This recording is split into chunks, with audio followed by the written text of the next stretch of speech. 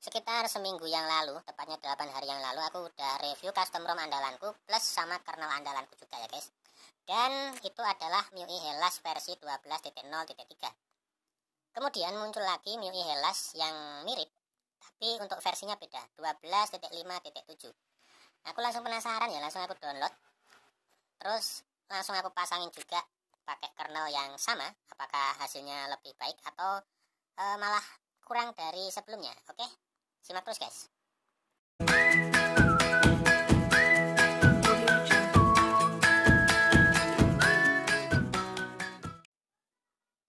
Oke, balik lagi bersama Bang Gendul di sini. Jadi ini adalah MIUI Hellas XTRV 12.5.7 ya, buat Redmi Note 5 Pro atau Redmi Note 5 AI. Untuk versi Androidnya 10 sama kayak yang di 12.03 ya. Dan ini diport langsung dari Lavender, artinya ini emang portingan dari device lain guys ya. Untuk jeroannya atau tampilannya, menu bloatware-nya nggak terlalu banyak, masih sama atau mirip sama yang 12.03. Untuk kameranya, kendalanya juga mirip, yakni di bagian panorama ini kalau kita klik dia bakalan force close, jadi mental, dan ini adalah kendala yang paling parah untuk di bagian kamera. Kalau untuk di bagian fitur-fiturnya atau menu-menunya, untuk kamera sound ini waktu aku disable dia juga mau diem, jadi ini normal. Terus save to SD card aman, waktu kita enable juga nggak ada force close.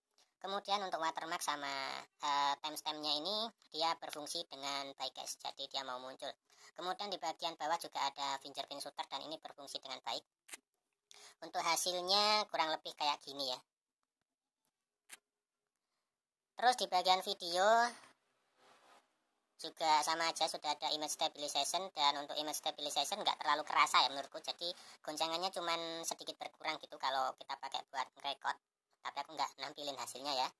Terus untuk kualitasnya atau video kualitinya sudah support 60 fps, tapi seperti biasa hasilnya agak gelap guys ya. Ya itu tadi masalah utamanya di bagian panorama doang. Kemudian untuk Magis sudah aku rename di sini. Kita langsung cek di bagian safety netnya, dan sudah tercentang biru semua guys ya. Karena di sini aku pakai line bank, jadi untuk akses rootnya coba aku hidden pakai trik yang jadul aja, tinggal rename Magisnya. Kemudian kita hidden aplikasi line banknya seperti ini, sama aplikasi yang lain juga yang perlu kita hidden kita centang ya guys. Kemudian kita coba buka di aplikasi line banknya, dan ternyata masih terdeteksi akses rootnya guys. Jadi nggak bisa pakai trik yang jadul ini ya. Kalau di Android 11 itu kebanyakan bisa guys pakai trik jadul, cuman kalau di Android 10 itu pilih-pilih ya, aku nggak tahu sebabnya apa.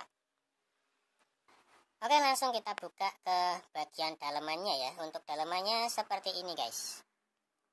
Storage-nya kayak gini, sistem seperti biasa 9.98. Kemudian di bagian ospeknya untuk kernel bawaannya itu Diakel versi 12, karena di sini aku penasaran sama yang reviewku yang kemarin 12.03 plus kernel andalanku.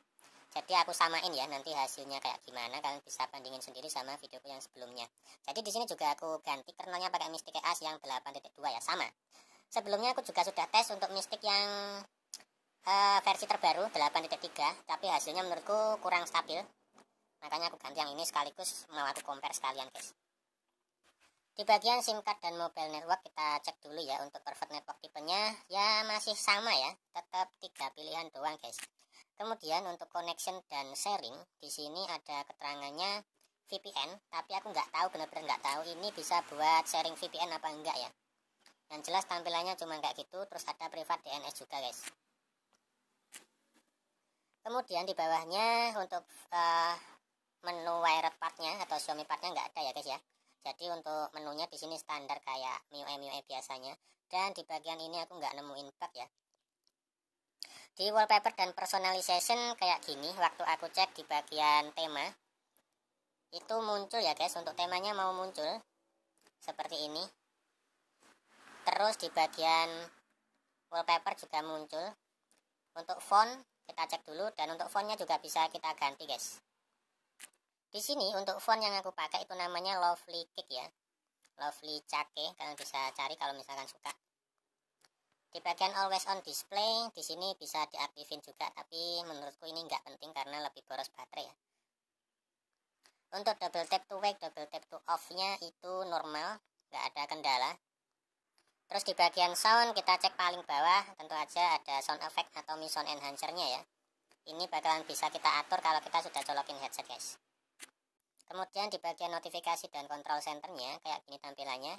Aku lebih suka pakai yang all ya. Kalau yang new hasil tampilannya kayak gini guys. Waktu kita slide kiri kanan nggak bisa langsung menuju ke notifikasi karena ini Androidnya 10 ya. Untuk yang bisa langsung kita geser ke notifikasi itu untuk Android 11 guys. Di bagian status barnya menunya kayak gini. Nggak begitu lengkap ya. Ya masih mirip banget sama 12.03 guys. Kemudian untuk password dan security aman semua. Untuk penggunaan baterai pakai Mystic yang 8.2 ini emang irit guys. Ternyata emang pengaruh banget ya kernel itu. Jadi selama aku pakai kernel 8.2 yang Mystic ini, itu untuk baterainya awet guys. Lebih awet dari kernel-kernel yang aku pakai sebelum-sebelumnya. Jadi emang andalan banget sih. Kemudian di bagian additional setting, kita cek untuk bahasanya. Seingatku sih, ya gak ada bahasa Indonesia dan ini adalah kekurangan yang kedua selain di bagian kamera tadi ya. Terus berikutnya untuk region kita bisa pindah-pindah guys. Kita bisa ubah regionnya. Untuk special fitur ada 6 pilihan dan ada gaming turbonya juga. Di sini aku pakai Free Fire cuman jarang-jarang ya. Udah agak males main soalnya. Kemudian ada additional setting karena ini di port dari Lavender alias Redmi Note 7. Jadi ada pilihan menu kayak gini guys ya. Tapi waktu kita slide di bagian atas ini nggak bisa kita ubah-ubah ya guys. Yang bisa kita ubah cuma di bagian ini doang. Ini buat ngurangi respon sentuhan di bagian yang dimaksud ini guys. Terus ini juga bisa kita ubah mau ke moderate, strong, atau yang ekstrim ya. Dengan kernel Mystic 8.2 ini aku tes di Antutu dapat skor 168.000 sekian guys ya. Jadi ini kernel emang andalanku banget. Karena untuk skor Antutunya itu dapat gede-gede. Terus kemudian untuk suhunya juga stabil banget. Kemudian nggak boros baterai. Mungkin di antara kalian ada yang nggak percaya sama skor Antutu ya. Mereka bilang bukan pemuja Antutu, bukan pemuja CPU throttling dan sebagainya. Ya itu hak mereka ya. Dan wajar sih. Cuman kalau bagiku di sini Antutu sama CPU throttling itu sebagai pengetesan awal aja guys ya, sebagai pengetesan dasar. Jadi kalau lolos di hal itu, aku tahu bahwa itu nggak jamin bahwa kernelnya atau custom ROM-nya itu enak ya. Tapi setidaknya kalau udah lolos di tahap awal, ya tentunya untuk tahap berikutnya bakalan lebih oke tentunya. Oke, untuk rinciannya kayak gini. Oh tadi udah ya. Kita langsung aja cek di CPU throttling. Aku juga sudah tes pakai kernel bawaannya Diagel 12, hasilnya kayak gini. Kemudian aku tes pakai kernel Mystic 8.2, hasilnya kayak gini ya. Emang naik turun tapi menurutku ya emang masih enak di 12.03 sih. Kalau dipakai main game masih enak 12.03 guys, beneran. Terus waktu aku buka aplikasi pakai custom ROM ini, terkadang dia restart guys. Dan restartnya itu aku nggak tahu penyebabnya apa ya. Cuman kadang-kadang stuck gitu, terus kemudian restart sendiri. Itu sih kendalanya di custom ROM ini. Kalau kita cek di bagian quick settingnya, di sini sudah aku pilih-pilih ya untuk yang penting-penting aja. Di bawahnya masih ada fitur lain atau menu lain, tapi aku nggak butuh. Jadi langsung aja kita cek hotspot sama wifi, aku hidupin berbarengan dan aman ya. Keduanya masih bisa jalan bareng. Kemudian di bagian recent aplikasi, waktu kita klik tahan juga masih bisa buat ngunci aplikasinya biar nggak ke close waktu kita hapus. Terus kemudian di bagian cleanernya atau pembersih sampahnya juga berfungsi dengan baik. Kemudian kalian bisa lihat di bagian atas, di situ 1.6 GB ya, dari 4 GB. Ya kalian bisa kira-kira sendiri. Menurutku sih ini masih oke kalau dipakai buat daily guys. Ya mungkin gitu aja biar nggak kepanjangan guys ya. Kalian bisa kira-kira sendiri, misalkan penasaran perbandingannya sama Hellas yang andalanku, kalian bisa cek link videonya ada di deskripsi video ini guys. Kalian bisa bandingin aja sendiri. Ya wes, makasih banyak sudah nonton. Kasih like kalau suka, dislike kalau nggak suka, dan kita bakal ketemu lagi di next video. See you, bye bye.